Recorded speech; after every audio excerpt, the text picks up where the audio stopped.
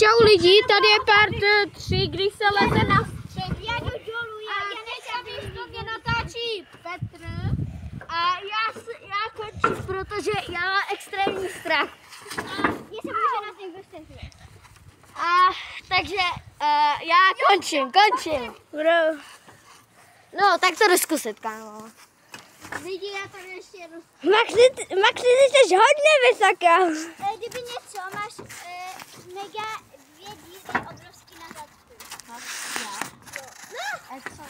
Maxi, ne! Já to chci taky zkusit ještě, pojďte. A teďka jdu natáčet já. A jde zpátky Domča, teda Petr. A Domča zkouší další taktiku. Hej, Piškotko, vezmeš to na chvíli za mě. Okay. Teďka to za mě vzal Piškotek. A come on, toto nejde vyládat za tebou, jo? A budu ti vlastně to. Hej, jestli tam mě někdo. Ne, já jsem. Jak se nám dostal? David, zkusíš to, prosím? Jestli bojím, že někdo na Ne, tak se asi rozláskala, nevíš. Ty vole, já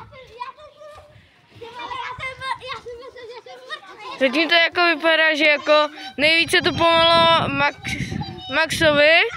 Dobře on, vypadá, že to splní. A dal to! Úspěšně to dal, takže to je super, no. Tak uvidíme, jestli ostatní se ještě vyškrabou, nebo to zdají. Tak uvidíme, že to zdají. Já jsem to dal lidi! No super. Jo! No. Podle mě to ostatní zdají. vypni a čau.